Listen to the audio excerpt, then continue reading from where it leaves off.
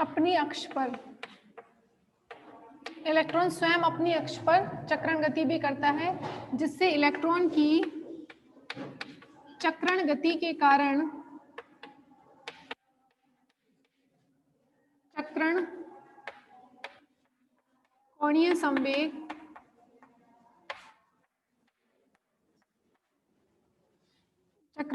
संवेग तथा चक्रण चुंबकीय आघूर्ण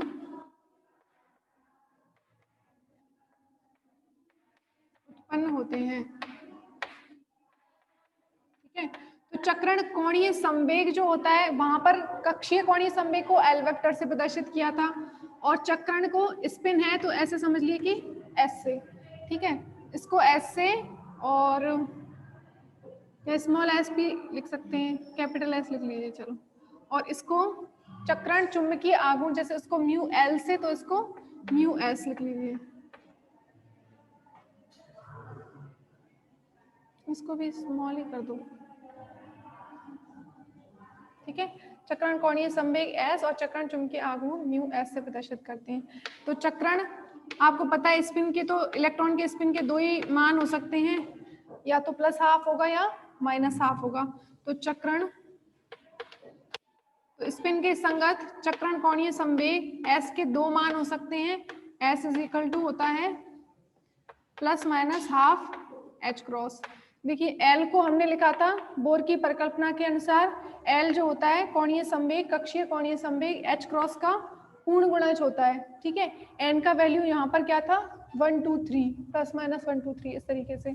यहाँ पर 1 2 3 नहीं होता है, स्पिन क्या है उसका हाफ होता है, तो उसके करस्पॉन्डिंग चक्रण कोणीय संवेग प्लस हाफ एच क्रॉस या माइनस हाफ एच क्रॉस, तथा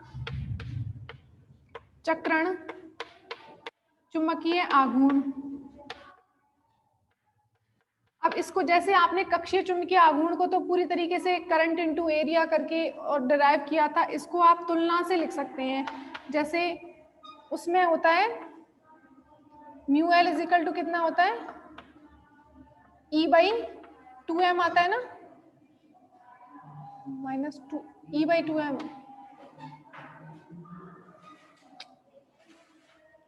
mu L is equal to minus E by 2m, यहाँ पर आता है माइनस ई बाई एम। देखो एक बार mu L is equal to कितना आया था,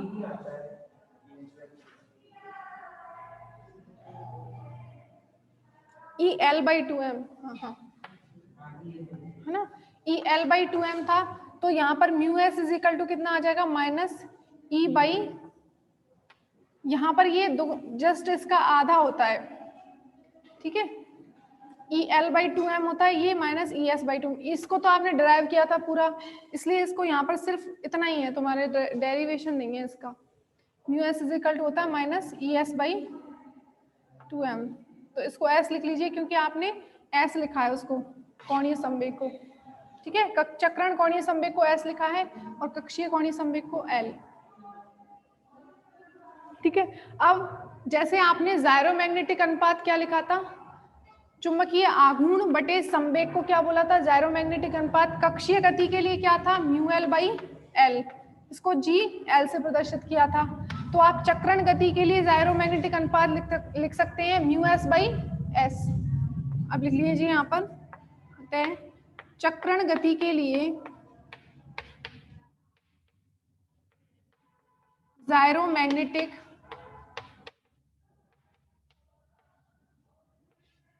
अनुपात, चक्रण गति के लिए जायरोमैग्नेटिक अनुपात क्या हो जाएगा, mu S divide by S is equal to, इसको प्रदर्शित करेंगे जी एस से, क्योंकि वहां पर जी एल से प्रदर्शित किया था, इसको आप जी एस से कर दीजिए। म्यू एस बाई एस कितना आ जाएगा माइनस ई बाई एम। ठीक है, और ये आया था माइनस ई बाई 2m। अतः हम कह सकते हैं कि चक्रण गति के लिए जायरोमैग्नेटिक अनुपात जो होता है वो कक्षीय गति के लिए जायरोमैग्नेटिक अनुपात का दुगना है। ठीक है, तो लिख लीजिए एक लाइन इसमें, चक्रण गति के लिए जायरोमैग्नेटिक अनुपात आवाज नहीं आ रही?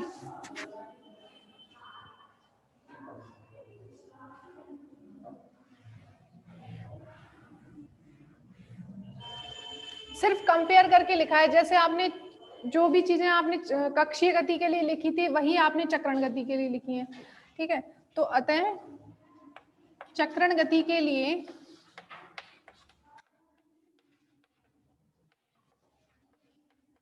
जायरोमैग्नेटिक अनुपात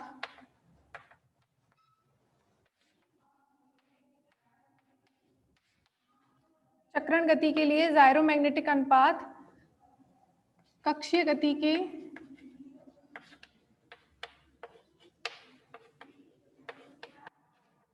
अनुपात का दुगना होता है।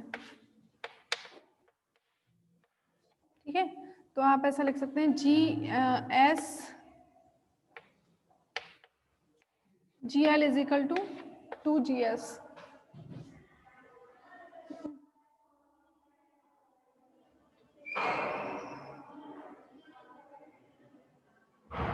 उल्टा लिख दिया है क्या?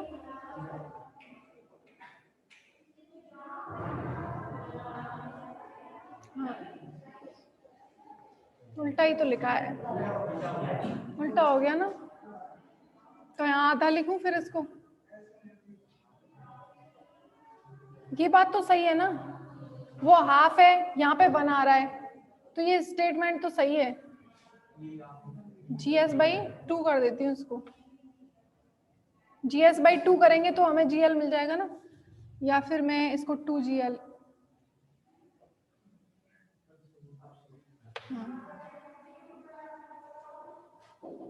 ठीक है,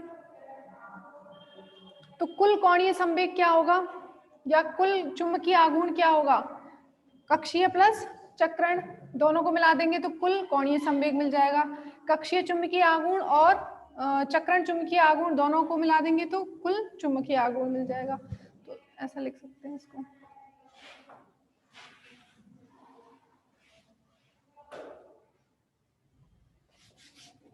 कुल कोणीय संवेग, कुल कोणीय संवेग जिसे हम प्रदर्शित करते हैं J से। ठीक है, वो क्या होगा? कक्षीय कोणीय संवेग प्लस चक्रण कोणीय संवेग। ठीक है, कक्षीय कोणीय संवेग प्लस चक्रण कोणीय संवेग तथा संगत कुल चुंबकीय आघूर्ण। ठीक है, कुल चुंबकीय आघूर्ण क्या हो जाएगा? Mu J is equal to कितना होगा? कक्षीय चुंबकीय आघूर्ण mu L plus mu S। ठीक है, अब यहाँ पर mu J is equal to कितना आ जाएगा? GL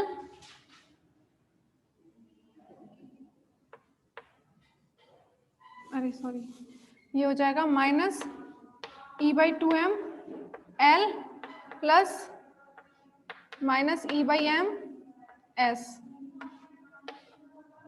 यही तो थे। म्यू L का वैल्यू कितना था? -EL/2m और म्यू S का -ES/m। ठीक है, तो यहां से इसको ऐसा लिख सकते हैं,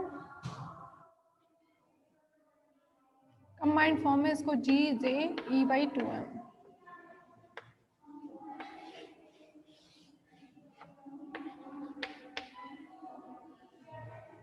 ठीक है, GJ जो है इसको बोलते हैं वेग गुणांक।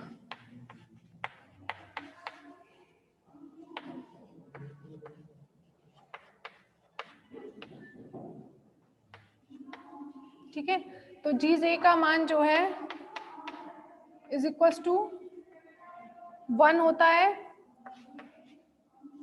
कक्षीय गति के लिए। ठीक है, और GJ का मान 2 होता है चक्रण गति के लिए।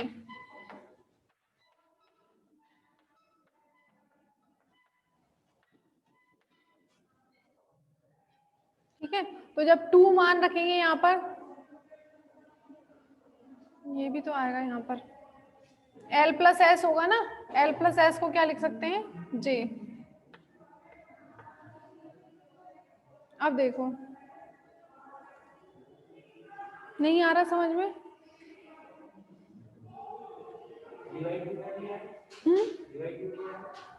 क्या नहीं आएगा? कहाँ पे?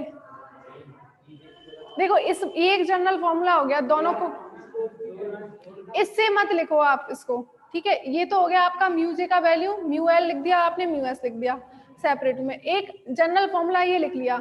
अब इसमें आप कक्षीय गति के लिए बात करते हैं तो जे की जगह पर क्या आ जाएगा, एल, और चक्रण के लिए बात करेंगे तो जे की जगह पर एस आ जाएगा।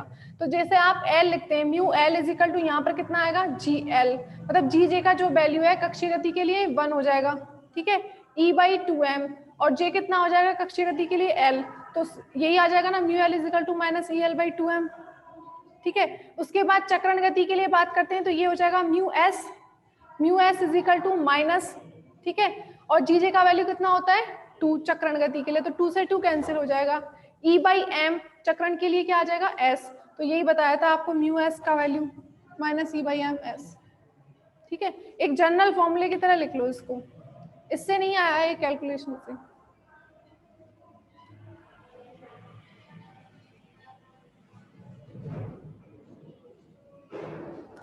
अब है इसमें मुक्त धारा, बद्ध धारा, चुंबकन क्षेत्र और कुछ छोटी छोटी सी डेफिनेशन है। अब कोई ऐसा बड़ा डेरिवेशन नहीं है, कुछ डेफिनेशंस हैं वो कल बता देंगे, कल आपकी ये बुक कंप्लीट हो जाएगी।